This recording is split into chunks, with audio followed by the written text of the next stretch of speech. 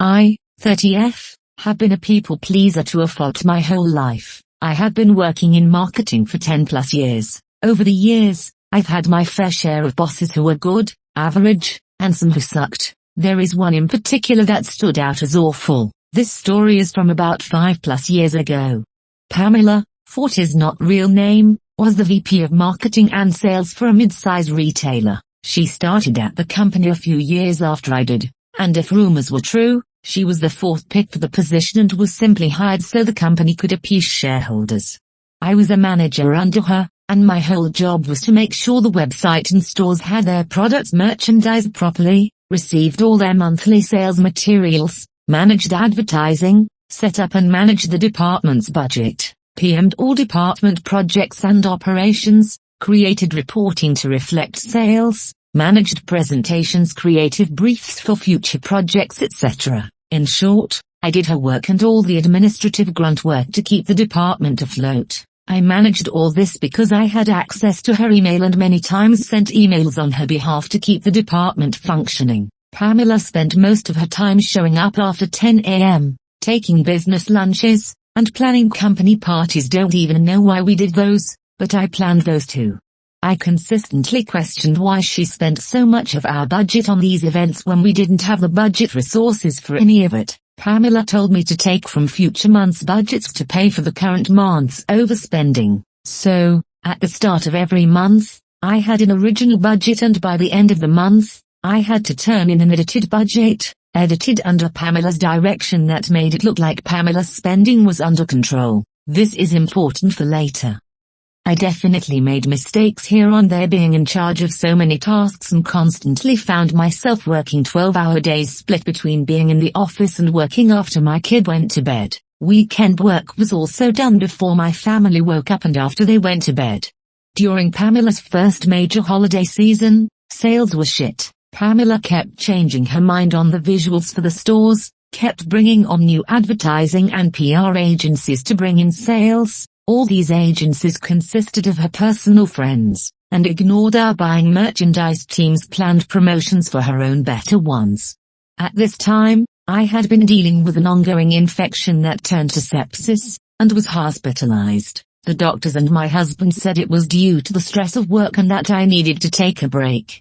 As I recovered, I realized how much I was hurting myself, my family, and even the company I worked for. Eventually, my old habits got to me, and I got on my phone and checked mine and my boss's emails. What I found made my blood boil.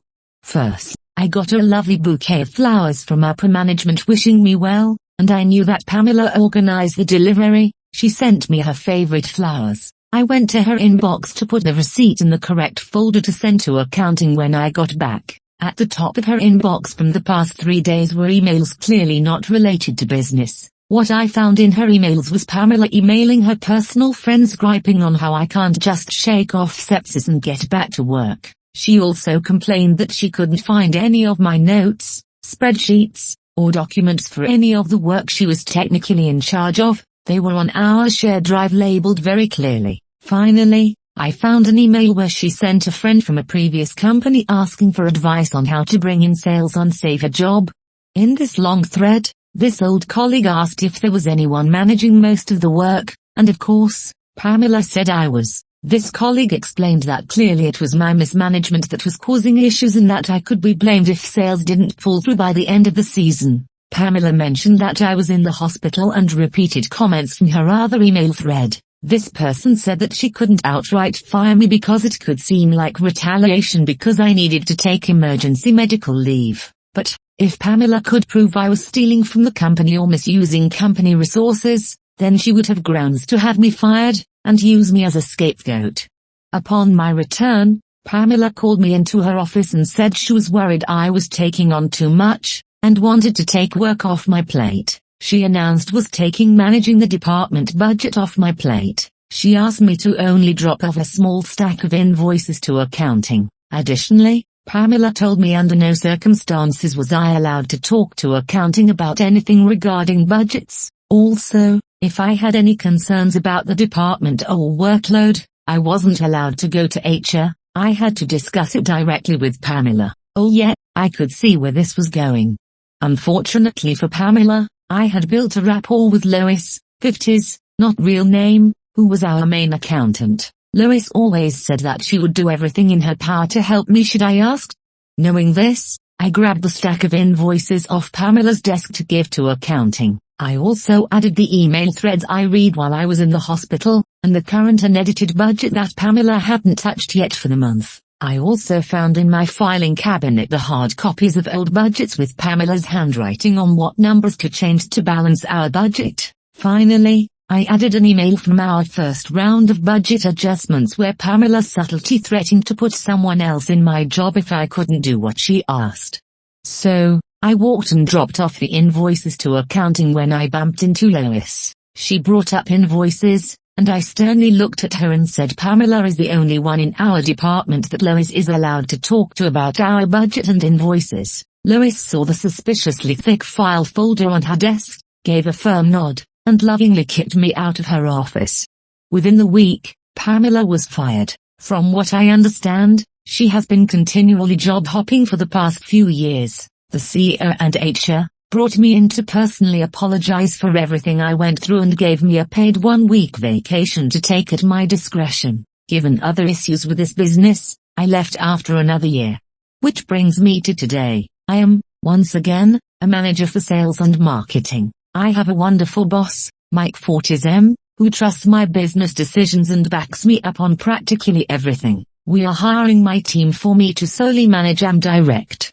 Today, I looked through the applicants and found Pamela's resume sitting among dozens of others. I stared at her name, wondering how many other people share her name. Upon review, yup, it's her. She definitely fell down the corporate ladder, with VP of our old company being the highest title she earned. And, to no surprise, she embellished her achievements, claiming the work I managed as her own, and claimed she generated an 87% sales growth during the holiday season at our previous company. As a people pleaser, who firmly believes in giving everyone a chance, it has never been so satisfying to click disqualified. Edit, to those suggesting I interview her to see her reaction, I would have loved to see her face as she walked in, but I felt it would have risked my boss's trust in my decision-making ability. Maybe I'll send a personally written rejection email. Someone also commented sharing their story. I once had a job where I was officially head of IT, but they eventually got rid of the one person I had working for me, so I was the entire IT department. At a company that needed 4, there was a guy whose job was to produce the monthly data reports for our clients, which were our only deliverable to them. This was his only task. We changed the way it was done. It would be much easier for him the new way, but every month he'd ask me to do it for him because he didn't know how. Remember, this was his only task. The first month or two, it was easier for me to do it than to argue with him. Then I started nagging him to let me teach him. He always had an excuse why he couldn't do it right now. I'd have to do it in addition to my own work, so it'd start at like 8 p.m. and get done at like 2 a.m., and I'd have to taxi home, sleep, and get up at 6 a.m. to go to work and start a new day. So it was hard on me. I eventually told him it was urgent that he let me teach him how to do it, and he said to me outright, "Why would I let you teach me to do it? If I don't know how, I can make you do it for me." I then told him I wasn't going to do it again, and he went to the owner and got the owner to order me to do it. He had slept with the owner and everyone knew it. Actually, everyone had slept with the owner but me. I told the owner outright that he should learn to do it in case I'm hit by a bus, but the owner wouldn't hear of it. So eventually the owner hired a new mangler to manage the business for him, and she instantly hated me because I was more interested in doing a good job than in kissing her ass. So she made up an excuse and fired me. When I was hired, the company had 8 full-time employees. When I was fired it had 150, thanks to the improvements I'd made to their infrastructure. The guy who had refused to learn how to do things couldn't cope because I wasn't there to do it anymore. So the deliverables weren't made at the end of that month. The client was upset but gave them another month, but no payment that month. The company scraped by, and no deliverable at the end of that month either, so the client fired them. The next month it had 2 full-time employees, the owner and the mangler. He's still there, she isn't. Some years later I was managing another IT department and we were hiring. I got a paper resume from Mr. I refused to learn how to do my job, in which he claimed to have done not only what he refused to let me teach him to do, but all of the tasks I had actually done as part of my own job as well. With great satisfaction I took out a big black marker, wrote "Do not hire" in big letters on the front of it, and dropped it in the box to return to HR.